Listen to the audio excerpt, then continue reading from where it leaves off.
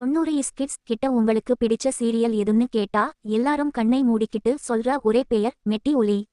அந்த சீரியல்ல வர்றா போஸ் கேரக்டரையும் அவரோட கண்ணீர் குரலையும் யாராலையும் மறக்க முடியாது. அந்த கேரக்டர் மூலமா இன்னைக்கு தமிழ் சினிமாவுல ஒரு நல்ல நடிகராவும் இயக்குனராவும் வலம் வர்றவர்தான் போஸ் வெங்கட் அவர்கள். சமீபத்துல ஒரு பேட்டியில கலந்துகிட்ட போஸ் வெங்கட் அவர்கள் தான் மெட்டி ஒலி சீரியல்ல நடிச்சப்போ ஆரம்ப காலத்துல பட்ட அவமானங்களையும் தன்னை தூக்கிவிட்ட இயக்குனர் திருமுருகன் சார் பற்றியும் ரொம்ப உருக்கமா பேசியிருக்காரு. அது என்னன்னு இந்த வீடியோல பார்ப்போம். பேட்டியில பேசின போஸ் வெங்கட் அவர்கள், நான் மெட்டி ஒலி சீரியல்ல நடிக்க வந்தப்போ என்கிட்ட பெருசா காசெல்லாம் இல்ல. ஒரு சாதாரண பாரகன் ஸ்லிப்பர் போட்டுட்டு தான் ஷூட்டிங் போனேன். ஏன், நான் சீரியல்ல போட்டுட்டு நடிச்ச சட்டையை கூட இயக்குனர் திருமுருகன் சார் தான் எனக்கு தச்சு கொடுத்தாரு. அப்படி ஒரு எளிமையான சூழல்ல தான் வேஷ்டி கட்டிக்கிட்டு என் நடிப்பை ஆரம்பிச்சேன் அப்படின்னு சொல்லியிருக்காரு. ஒளிபரப்பாகியிருந்தது.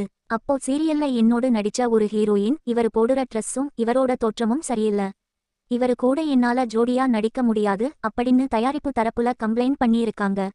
ஆரம்ப காலத்துல இப்படி பல சவால்களையும் அவமானங்களையும் நான் சந்திச்சேன் அப்படின்னு போஸ் வெங்கட் அவர்கள் சொல்லியிருக்காரு.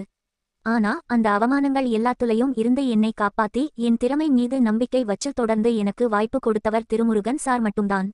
ஒருமுறை தயாரிப்பு குழுவுல என்னை ஒருத்தங்க சரியா நடத்தலன்னு தெரிஞ்சதும் எனக்காக கோபப்பட்டு அந்த தயாரிப்பு அமைப்பையே மாத்துற அளவுக்கு திருமுருகன் சார் என் பக்கம் நின்னார். அவரால தான் இன்னைக்கு நான் இந்த இடத்துல இருக்கேன்னு ரொம்பவே எமோஷனலா சொல்லியிருக்காரு போஸ் வெங்கட். ஆரம்ப காலத்துல பல அவமானங்களை சந்திச்சாலும் திறமை இருந்தா கண்டிப்பா ஜெயிக்கலாம்ங்கிறதுக்கு போஸ் வெங்கட் அவர்கள் ஒரு சிறந்த உதாரணம். அதேபோல ஒரு திறமையான கலைஞனை அடையாளம் கண்டு அவரோட கஷ்ட காலத்துல கூட நின்ன இயக்குனர் திருமுருகன் சாரோட இந்த குணம் நிஜமாவே பாராட்டத்தக்கது. பிரண்ட்ஸ், மெட்டி ஒலி சீரியல்ல உங்களுக்கு போஸ் கேரக்டர் பிடிக்குமா? இயக்குனர் திருமுருகனின் இந்த செயலை பற்றி நீங்க என்ன நினைக்கிறீங்கன்னு கீழே இருக்கிற கமெண்ட் பாக்ஸ்ல சொல்லுங்க. இந்த வீடியோ பிடிச்சிருந்தா லைக் பண்ணி ஷேர் பண்ணுங்க. மறக்காம நம்ம சேனலுக்கு சப்ஸ்கிரைப் பண்ணுங்க. தேங்க்யூ.